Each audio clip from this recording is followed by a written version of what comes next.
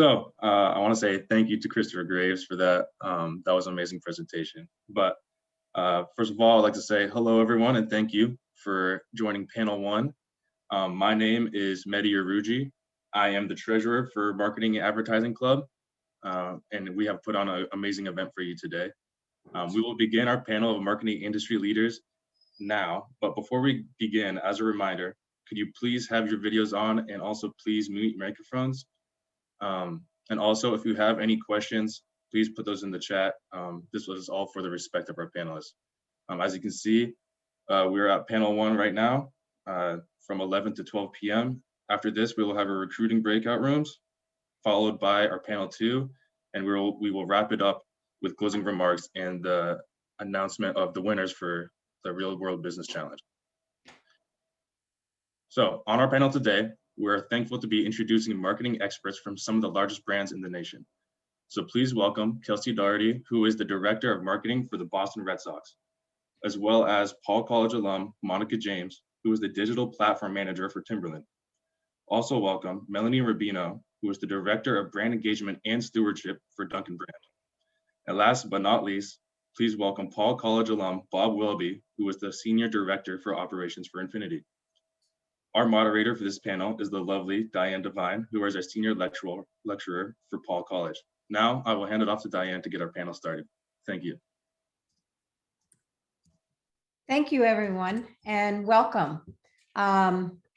This panel today brings together a group of industry professionals that I'm excited to hear and speak with. As everyone knows, we had a tough year with the pandemic.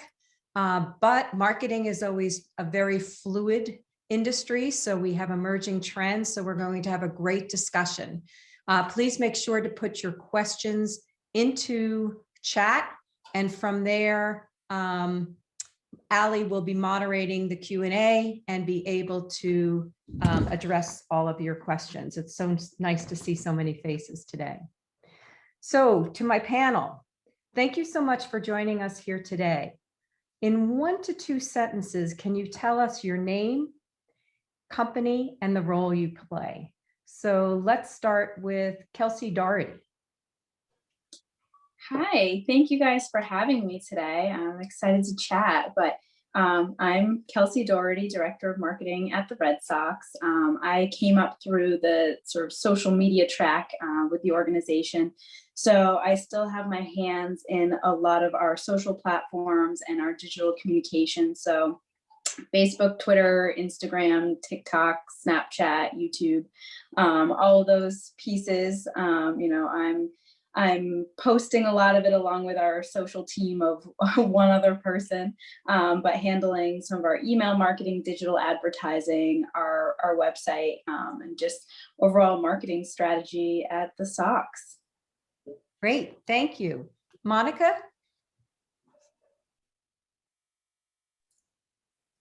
Hi, so I'm Monica James and I'm with Timberland.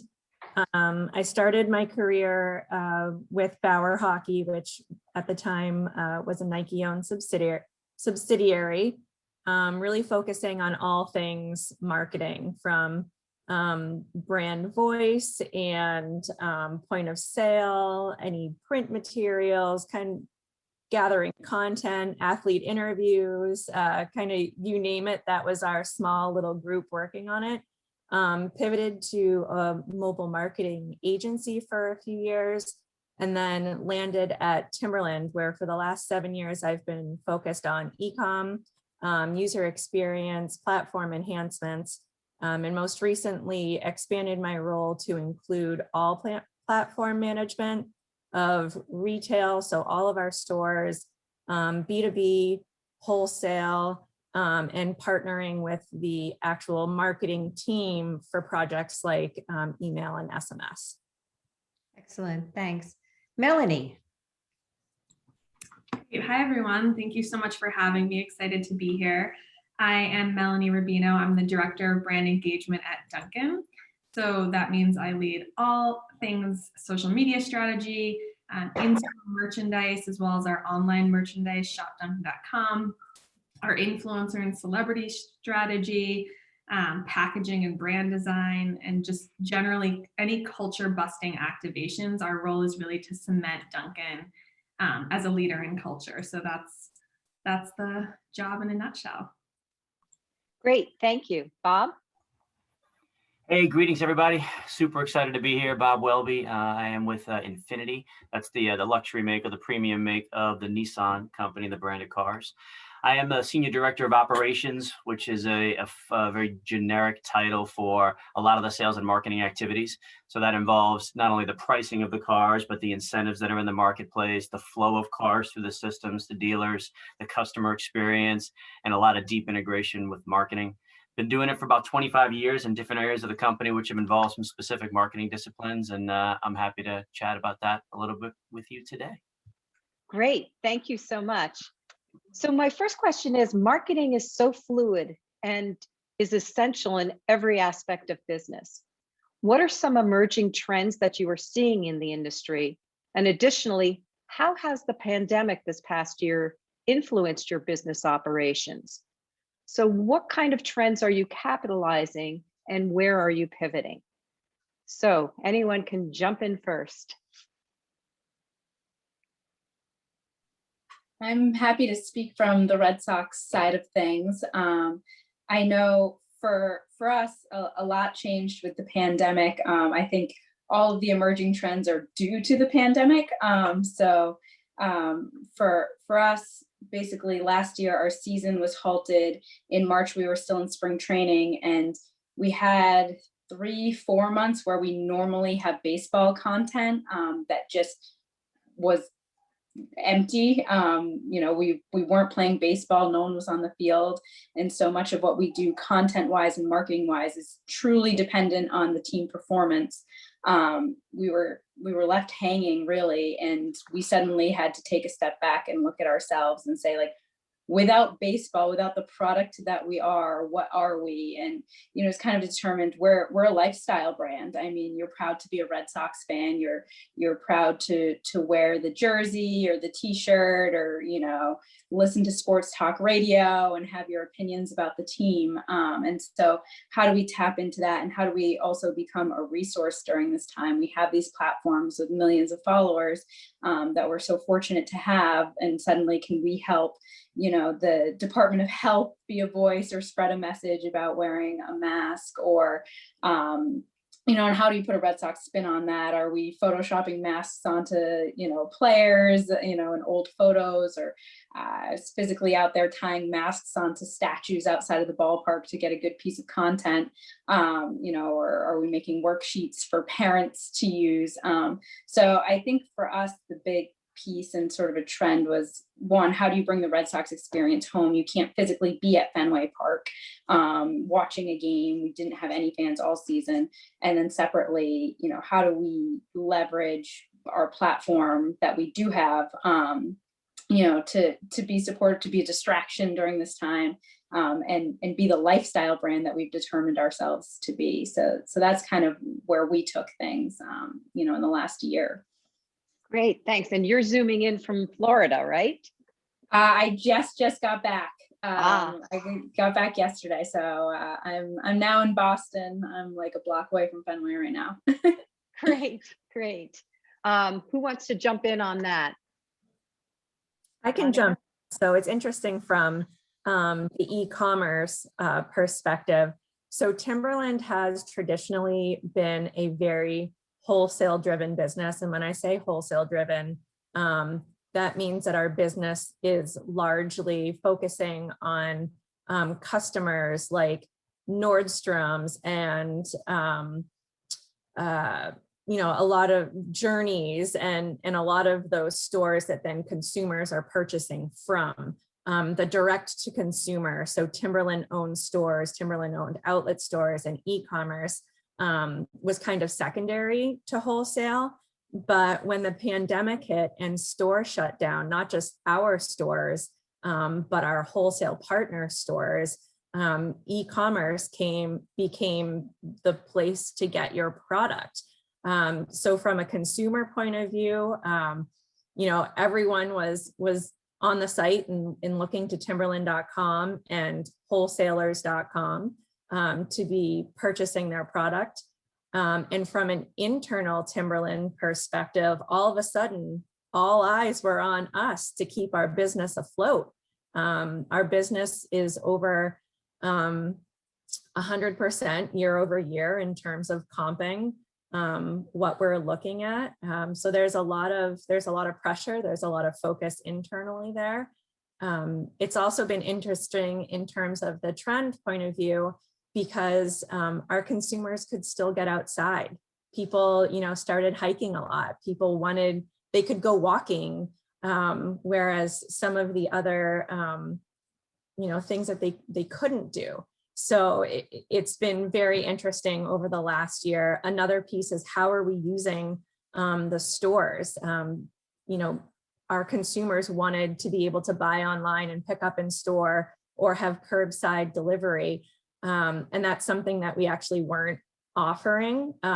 It's something that we had been trying to push through as a project for years and couldn't get the internal funding.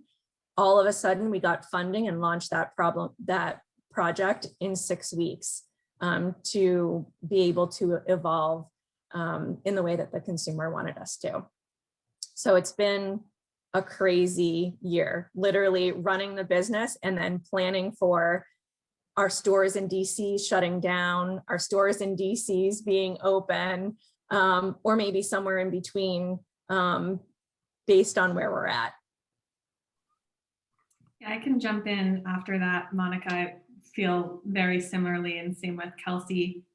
From the Dunkin side, I think the biggest piece over the last year is that Dunkin stayed open, right? When things were closing, we were open. And what the most important thing was safety, and how can we build that contactless experience. And luckily, unlike Timberland, we already had a lot of that built in, right? We have our Dunkin app where you can order ahead, pick up in store, or go through the drive-through, but we accelerated our curbside pickup where you have the Dunkin employee come out and give you your Dunkin. So that was huge for us. And our mobile app really became the center of our communications during the last year. So we've done stronger offers, more targeted offers on our social media, email, in store. We've just been pushing the app and the way to get your Dunkin in a safe, contactless way. So that's been a huge communication shift for the brand. It was already so important, but now digital is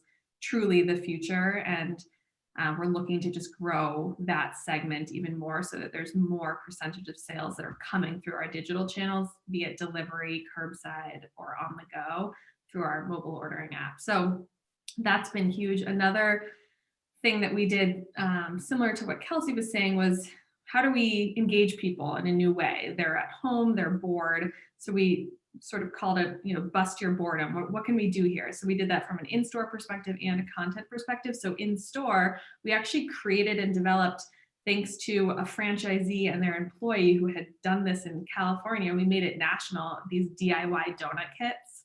So we knew people were at home doing nothing, their kids needed an activity. So we launched those nationwide where you could buy a donut kit. Essentially, it had donuts unfrosted, it came with frosting, sprinkles, all the things to just make your own donut creations at home. And that was just a really big boost for sales and also morale from our customers. Wow, thank you, Dunkin, for creating this for us. And then on places like social media, we also did boredom busters like Dunkin Bingo and all the trends that were happening over COVID that you probably saw on social. We hopped on and figured out the Dunkin spin.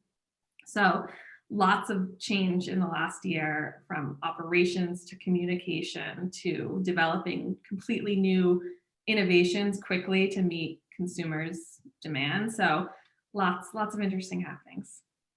Great, thanks. Bob. Yeah, from an auto perspective, a lot of similar things.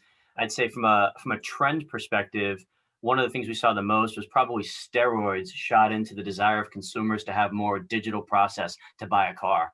As you can imagine, buying a car, a $50,000 to $80,000 piece of equipment, it's a little bit different than, doing a typical Amazon purchase. So there's, going back to almost what Chris was talking about, there's such a dichotomy in consumers' comfort levels with transacting a vehicle online. So it get really interesting on how you develop a really robust process for different segments of the population, but yet have it customizable when an individual wants to kind of drop out of that process and finish it in a traditional way. So it was really interesting to us of not only how we set up that process, but really talk to a customer set that this process can be what they'd like it to be in kind of a car buying purchase. So that's something that we saw coming in the industry, as we've all seen just with digital trends over the past couple of decades. But it was obvious that what happened with the pandemic, it just folks' comfort level, which is getting out and going into a dealership or even getting their car service, that dynamic changed massively. So it not only took a lot of rethinking in the process and accelerating that, but it really mattered for what some of my colleagues were talking about is how do you keep business moving for people or keeping people employed, right? There's a lot of pain that's going on out there, and how quick we're able to adapt to this really related to how fast we could help businesses get back up and going, dealerships particularly, that employ people. So it not only was a trend, but it was a trend that what we saw had a lot of implications to it, positive or struggles. So it's been our year. Great, thanks. So let's talk a minute about your consumers, your target audience, your customers. So describe who are your current customers and perhaps who do you want them to be? And then how do you go in and segment your market? And then what are some of the innovative ways and programs that you're utilizing to engage them? So Kelsey, I'm going to start with you again. So for us, it's a little bit of a tricky question in terms of we hope everyone's a Red Sox fan. But that being said, like our season ticket holder demo tends to skew a little bit older, obviously needing the income to be able to afford our season tickets, which have been positioned definitely in the past as a little bit more of a luxury thing, price-wise, but we've really over the years tried to break that down, offer smaller ticket packages and different opportunities for where your season tickets can be to make them more accessible, but also making tickets in general more accessible to fans. I think for a long time, people thought you can never get a ticket to Fenway Park. It's always sold out. It's so hard. And like, there are a lot of ways. We have $9 student tickets. So hello, if you're ever this season might be a little different. We'll see with capacity, but $9 student tickets. We have Kid Nation programs where you buy an adult ticket and it comes with a kid's ticket. So, we do want to make Fenway very accessible to people in every capacity that we can. But, for us, I think there's a lot of things where we are trying to skew younger, and as we continue to build out marketing campaigns, making sure that we are available to, Gen Z, millennials. I know that's like, everyone talks about how they want Gen Z and millennials. That's, where everything is trending, but we certainly want to make sure that we are a welcoming place for everyone. And, we talk about specific areas of the ballpark that maybe tickets are better suited. We have the Sam Deck, which honestly on like a weekend day is like a day game. Saturday, 2 p.m., 1 p.m. is like a rager up there. It's like a completely different atmosphere than the grandstands. And so, making sure that we have, opportunities for everyone and something that anyone could enjoy at the ballpark has been important to us. Great. Melanie, I'm going to go to you. You've done some home runs with TikTok, especially with the Gen Z. So talk to us a little bit about who's your target audience and what are you doing? Sure. Yes.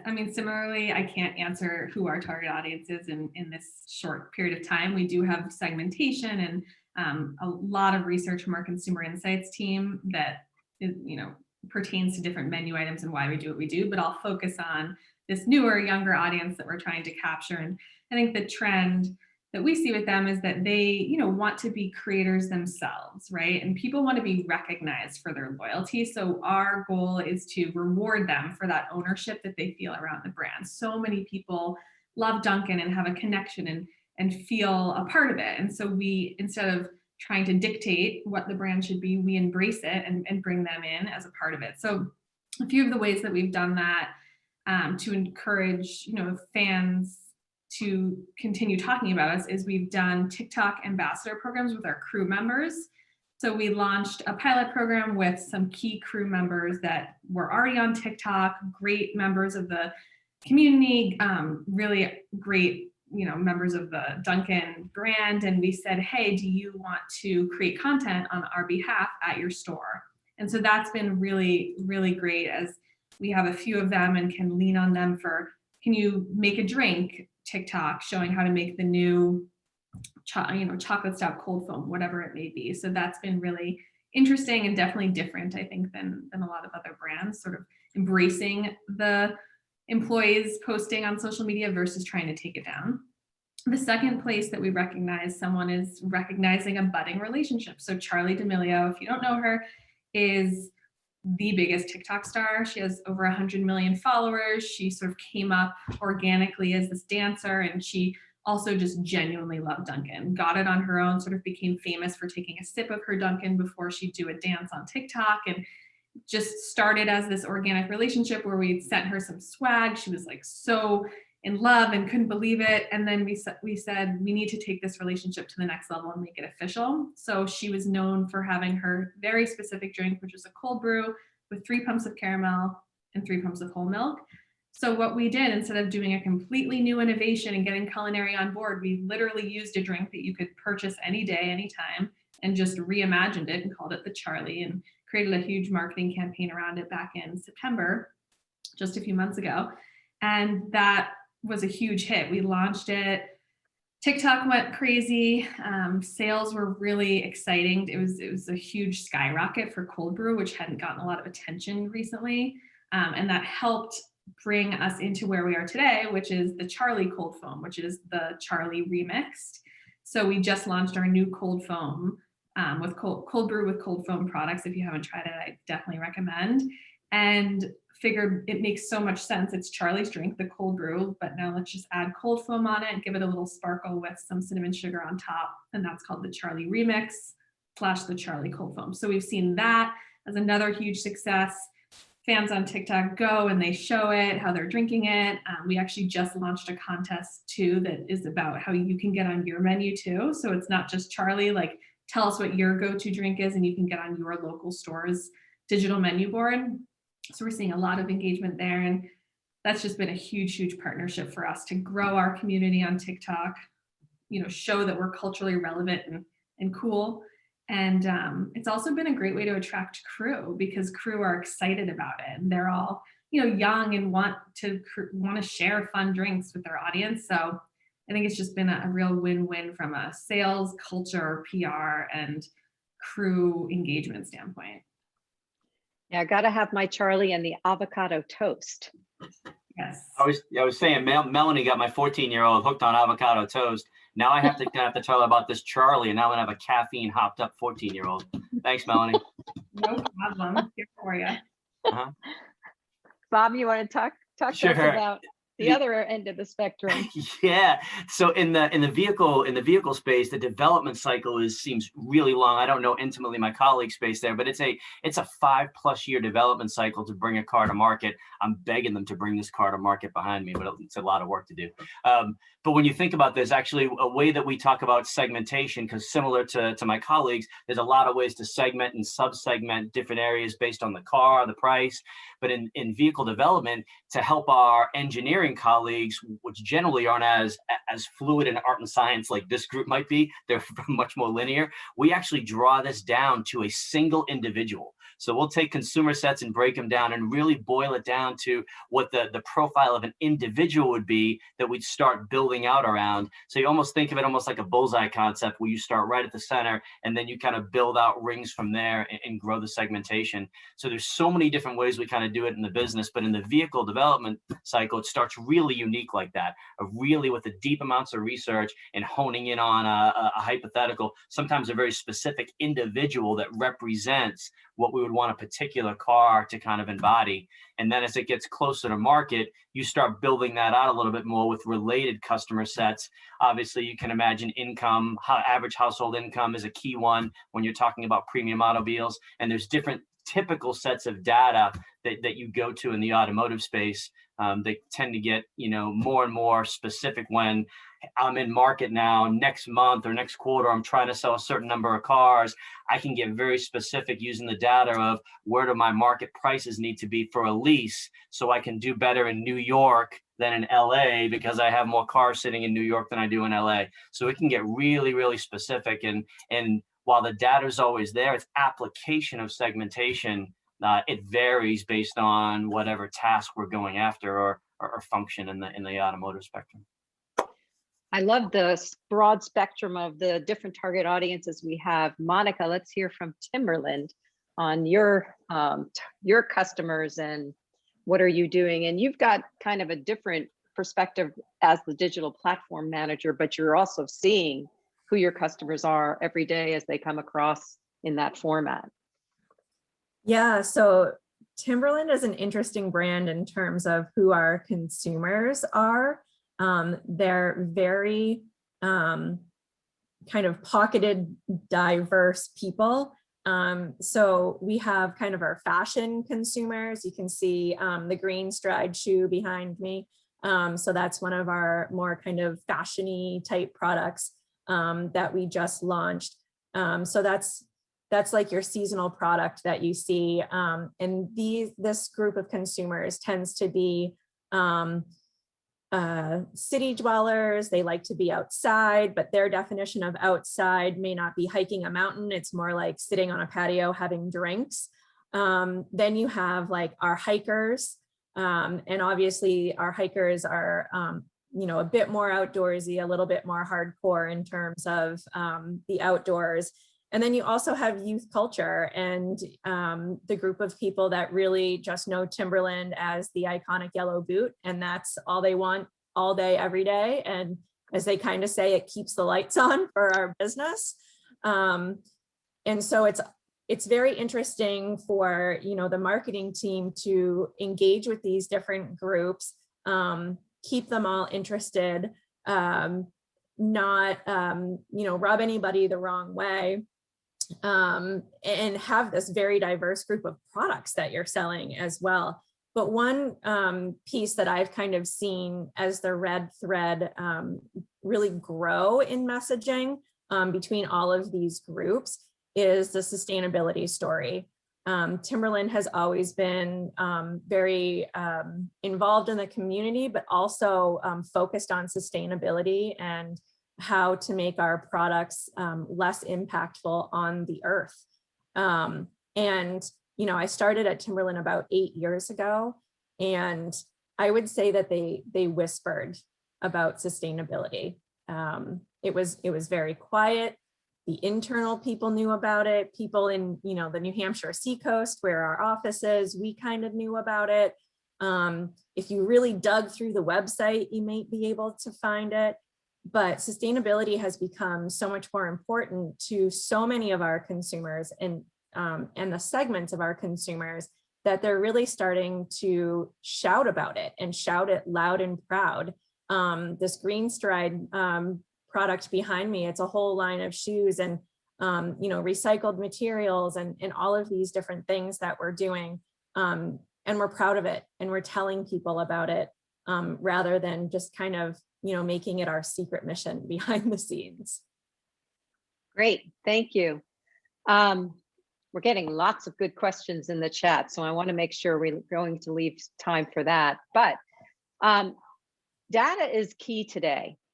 Tell us a bit about how you look at it and use your data in your decision making. How is data driving the approaches that you are taking? And anyone can jump in here. I can jump in here first. So from an e-commerce perspective, a digital perspective, one of the great things about this, this piece of the business is that all of our engagements are all tracked. Whereas, you know, you might not know all the details of people going into stores. We have all of the information for everyone coming to our site, everyone engaging with our ads on social media and, you know, product displays and all of these pieces. We do not make a move without looking at the data. There's a weekly business meeting that happens on Monday, and basically it is all hands on deck. I remember my first day at the office was a Monday, and it was like nobody talked, everyone's just like looking at their data, running their reports, so that all Monday afternoon they can look at the previous week and make business decisions about how we're going to change things for the upcoming week. From a specific e-com perspective, we test everything we do. We have a platform that sits on top of our e-commerce platform that A/B tests everything. So when Kelsey comes to the website, she may have one experience, and when Melanie comes to the website, she may have a completely different experience. And we're tracking the engagement, the conversion, everything before we go and actually develop that new process. And in terms of opportunity for people in college and looking at, you know, what's next, data analytics, business, becoming business analysts, the opportunity out there is huge. And management comes to you looking for these pieces of insight and the knowledge of the business. So yeah, data is king. I love what you said there, Monica, particularly on, you know, when you're ending on what leadership expects kind of when you have data, because there's so much of it out there. The uses of it are so broad. I'll often joke with team members, we have analysis paralysis. We can use data to an evil sense where it can just paralyze us. So such a critical element to that is having so much of it, is being so crisp as an organization on what are we trying to solve? What are we discerning from this? What is the information telling us? What should we react to? So there's a lot of I experience in the car business that kind of Monica was sharing there, but I love that piece. And I guess to encourage you, as you get into your careers and develop the acumen, what is the data telling you, such a critical part of having that resource at your fingertips.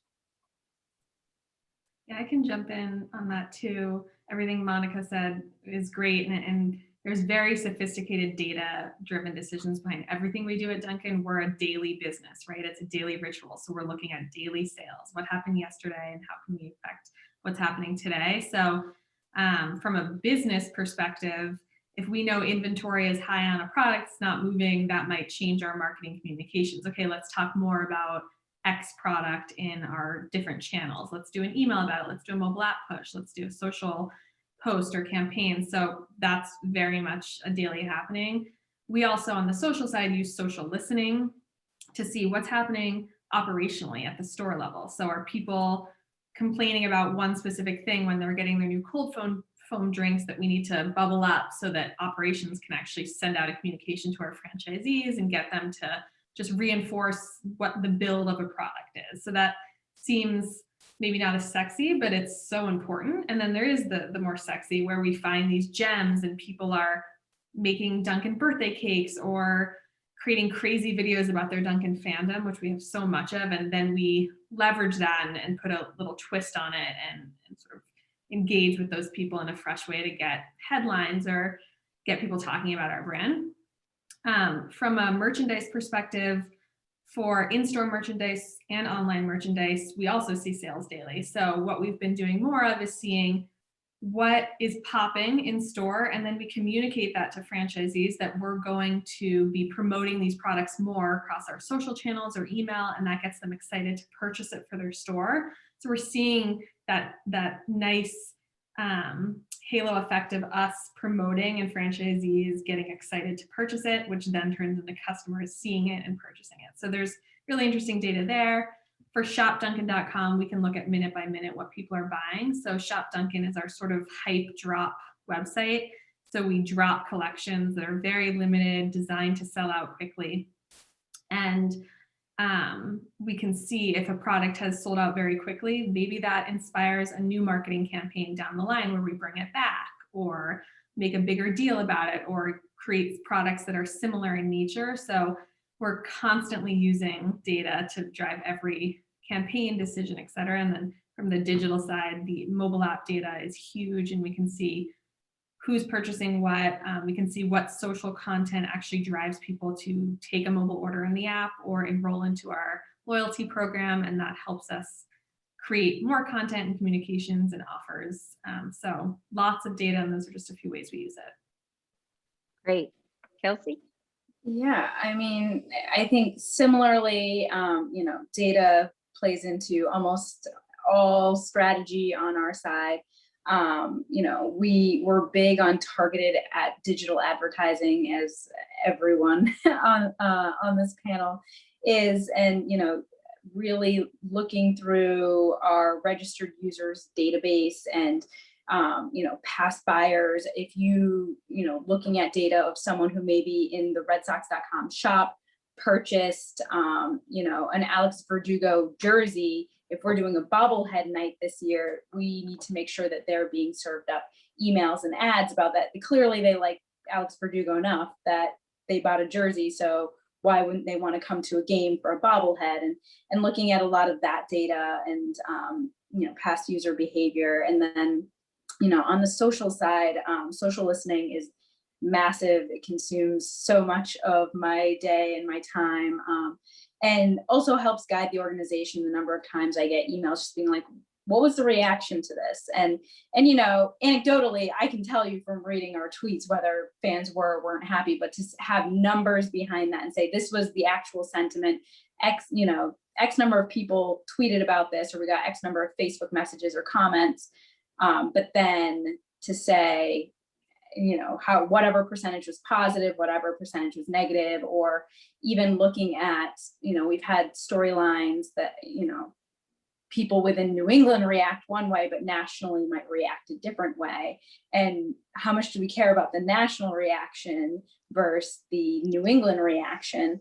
You know, and so things like that come up a lot in terms of, you know, even a PR story that might come out, or a trade, a roster move, and just looking at and measuring, having actual numbers behind how people feel is really critical for us. So data really drives a lot of our social, and even just in what we're posting and saying, engagement rate is really critical to us, not just posting for the sake of posting, what resonates.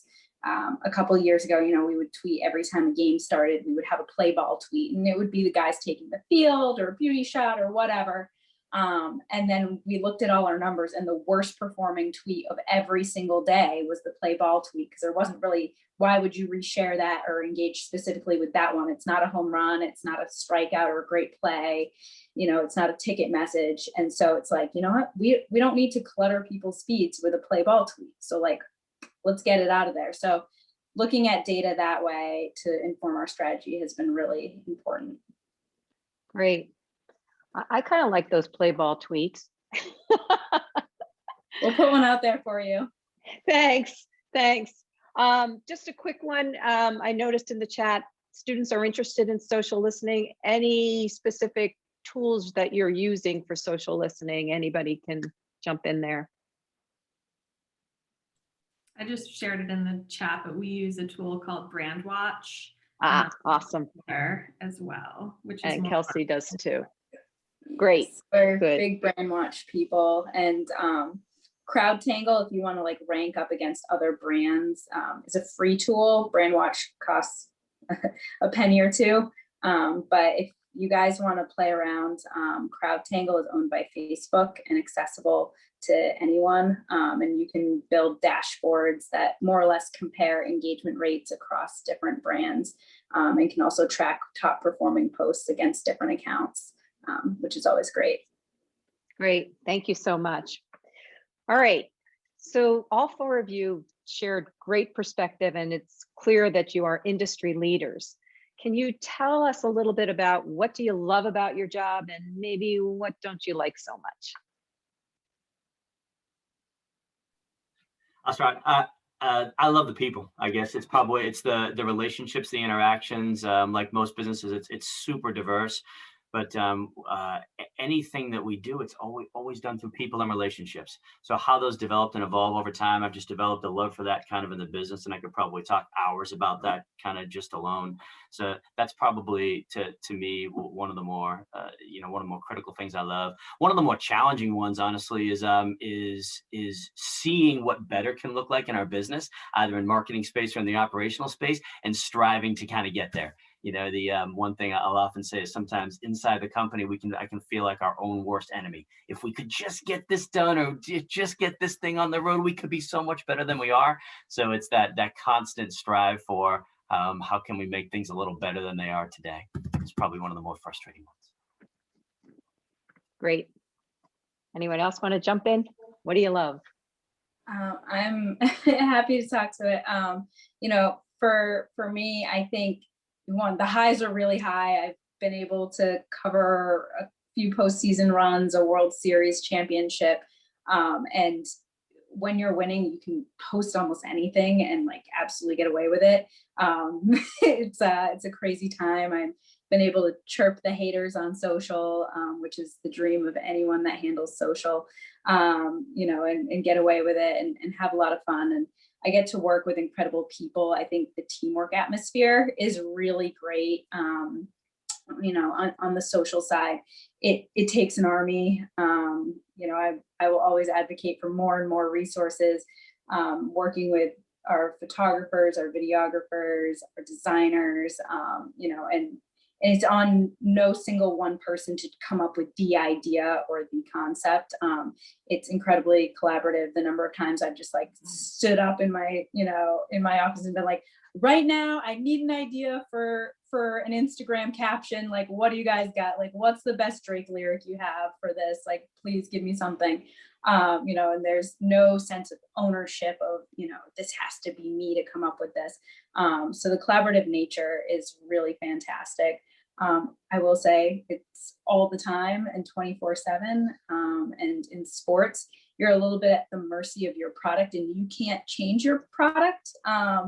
So I can only build out a social calendar so much, because if we're in the middle of a win streak, then like have at it. We're posting constant content.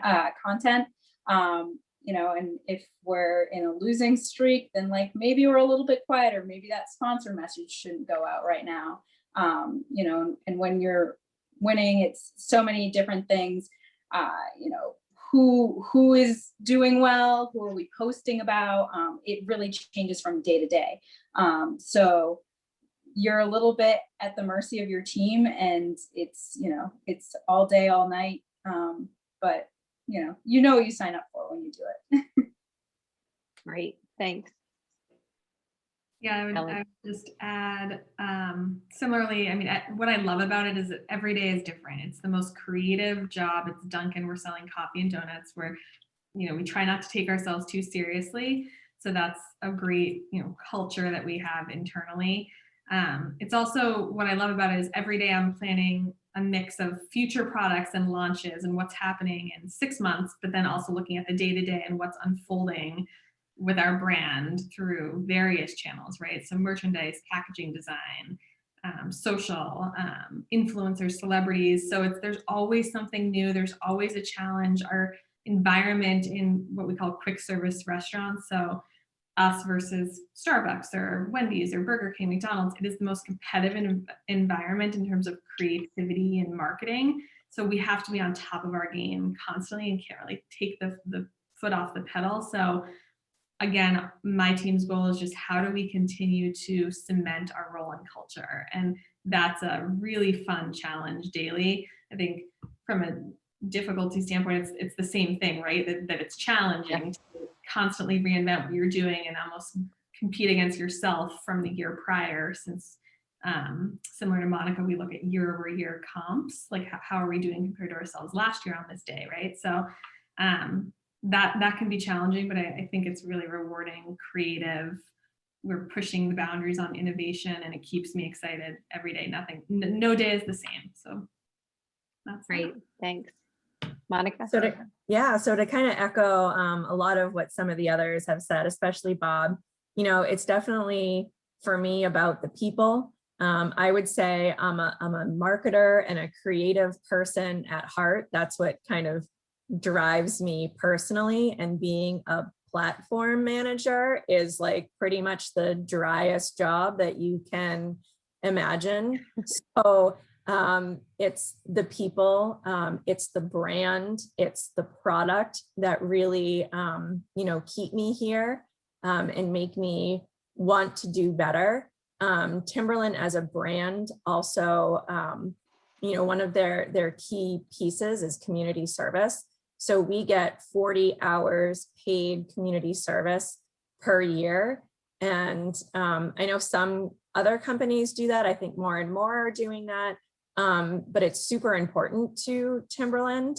And not only that, but it's encouraged. It's part of my goals and objectives every year. So if I actually don't participate in community service, it's kind of like a ding against me. It's 100% encouraged, and there are no questions asked if you're taking off your time for community service. People want to hear it. People post on their personal social media pages about the community service that they do.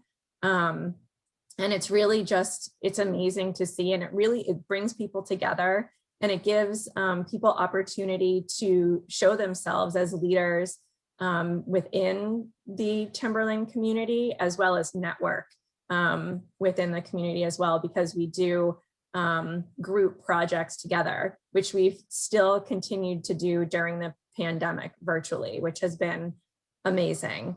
As far as, you know, what I maybe don't love about it, e-commerce never sleeps, digital sleeps.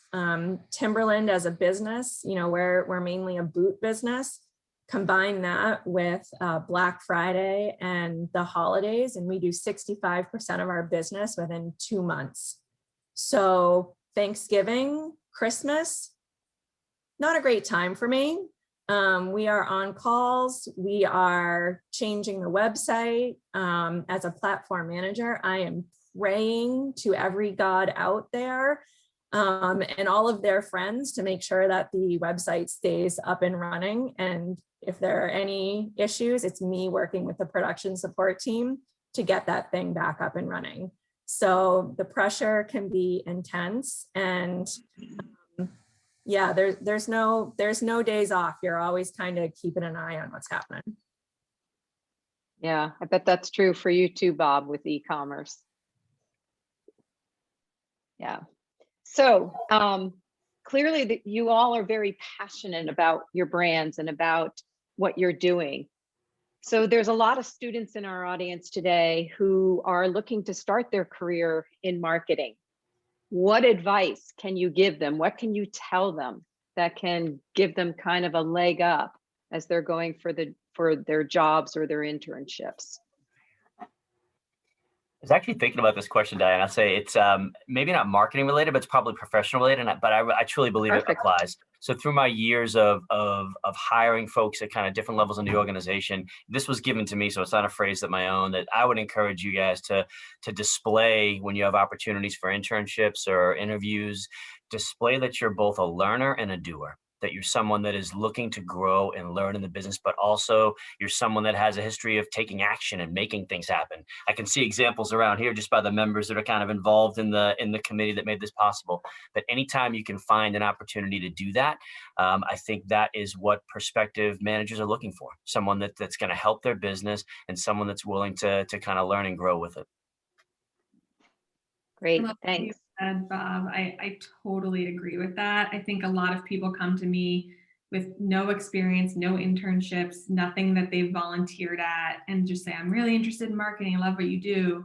But if you haven't shown initiative prior to that, then it shows to me it's a little bit of a lack of just drive and go-getter. So we've hired interns, in fact. So I think if you get to that internship, go above and beyond, be that person that maybe works a little harder, bring new ideas to the table.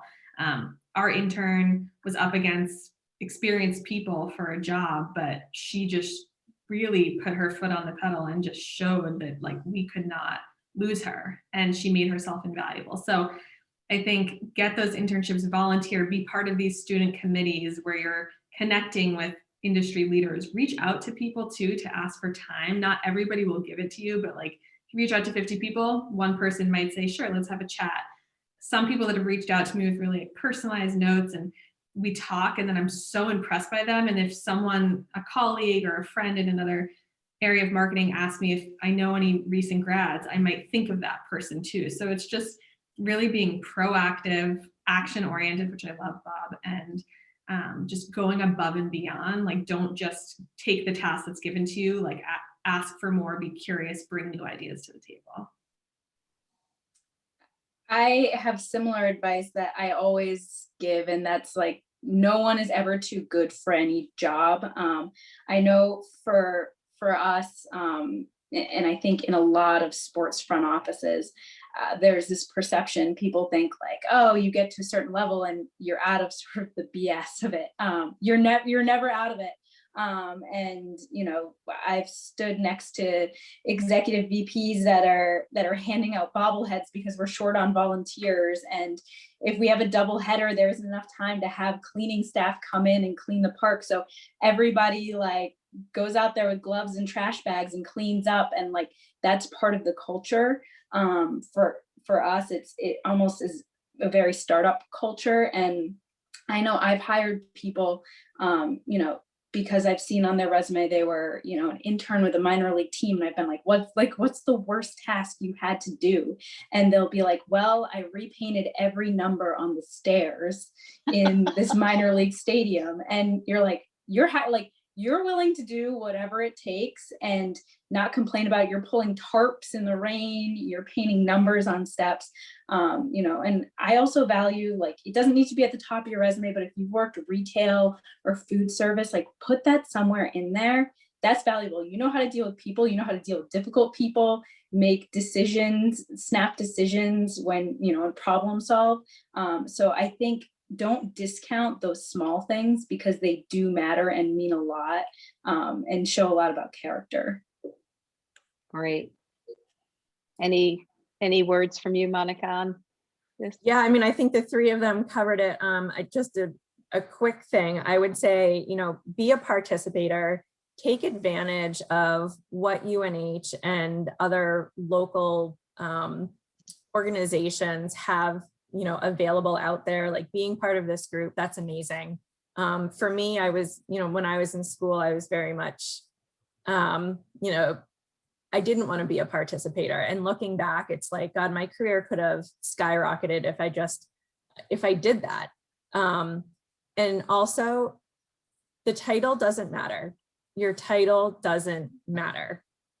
Take an internship, be an intern when you're in college, when you're out of college.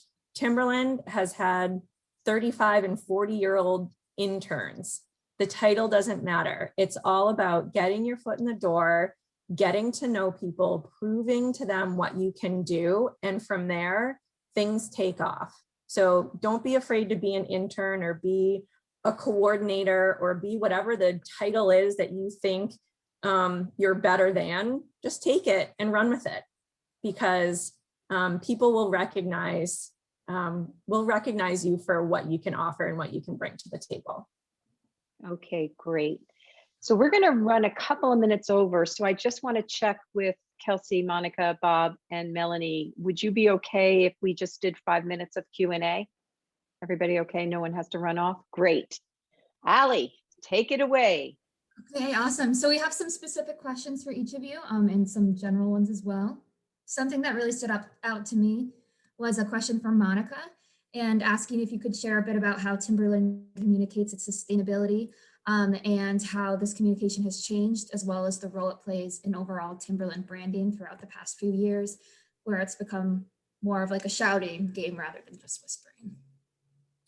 Sure. So I will say I'm definitely, this isn't necessarily my piece of the business. Not my wheelhouse, as they say.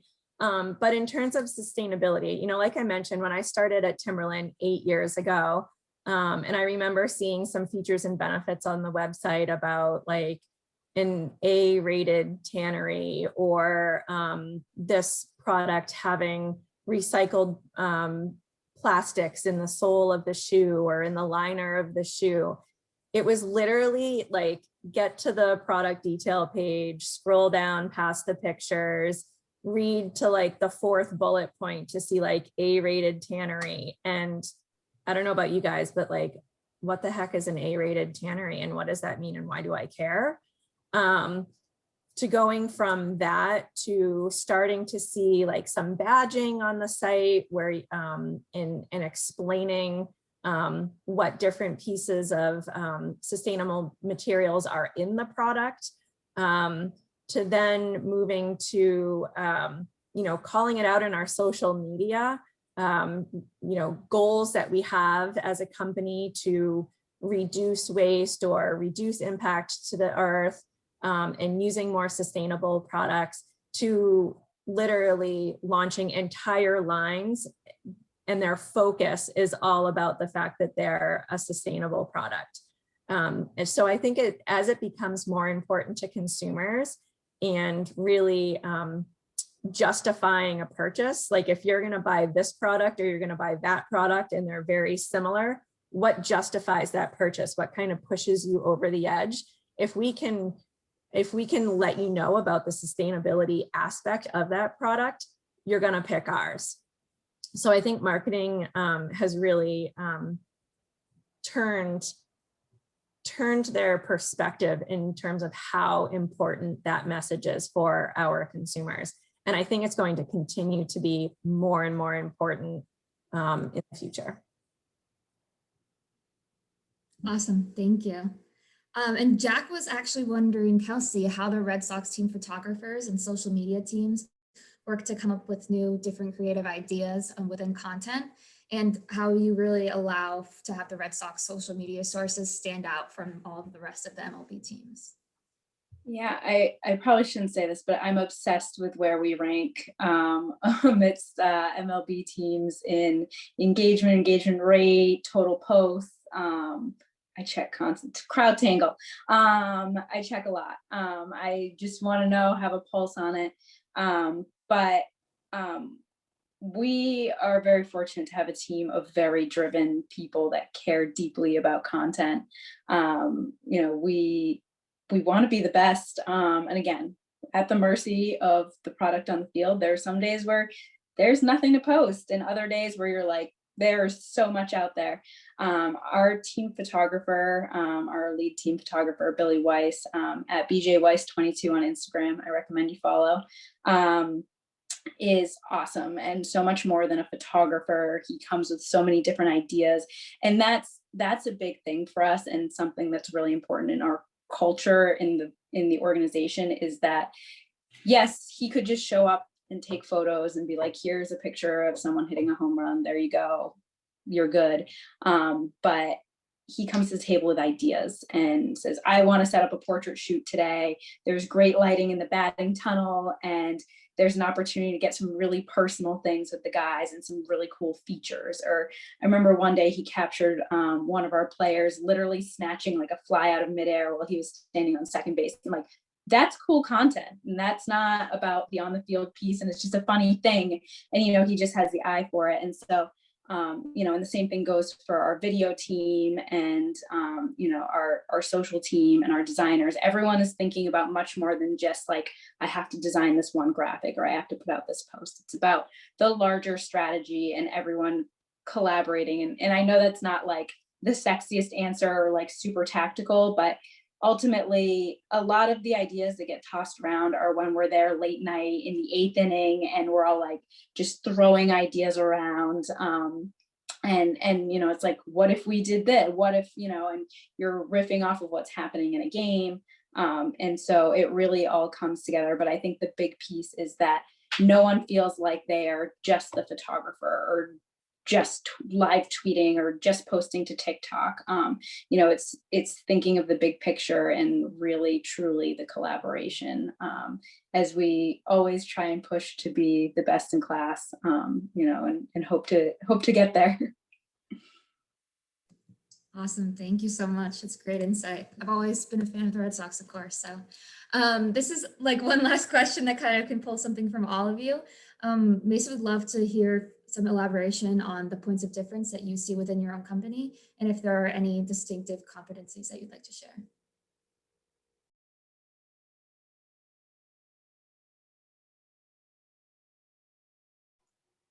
Prompt me a little bit more on that one to draw something out of me. Build on that question a little bit. Okay, so like what do you think really sets you apart from all the competition, and what sets your organization apart, your initiatives? Oh, got it. Yeah, I'd say, well, a couple things I'd offer in brief is that in automotive space, you always are trying to look for differentiation, right? Not getting too deep into it, but you know, while autos can draw a huge amount of emotion and passion from individuals, so that becomes important on how you set yourself. But then also for a lot of the industry, it's really a commodity. A car is a commodity to get from point A to point B. So how do you hone in on the passion piece? And for Infinity specifically, has been historically about design and performance. So really try to set ourselves around that, where we work to drive that into our messaging. Also that accessible luxury. We have a phrase that's more strategic guidance of luxury should be lived in. And we use that as kind of a guiding thing that drives into a lot of our creative executions and messaging there that connects to our brand, what we want to set us apart and how we execute it. That's kind of one, but the biggest differentiator is around the execution. Right, we can say all day long of who we think we are, and you know, we can talk about style and performance, but it really comes down to the execution, not only in the product, but actually in the organization, which gets right back to that thing we've been saying is the people. How do we get a group of a very large organization of individuals working towards the same mission to actually deliver on the differentiation that we love to talk about?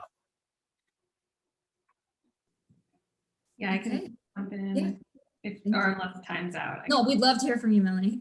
I think for Dunkin, I mean, America runs on Dunkin, right? That tagline is so prevalent in our lives. And we always look at the role we play in people's lives. And I think over the pandemic, we saw that we're much more than a transaction. We're actually a meaningful part of your daily routine. And there's this video that we show internally of this woman crying as she's going through the drive-thru because she hadn't gotten her iced coffee in 40 days when the pandemic started. It was so overwhelming for her to come back to Dunkin, her place where you find familiarity and normalcy and routine. And it meant a lot to her. So we took that and ran with it and said, we're much more than a caffeine boost, right?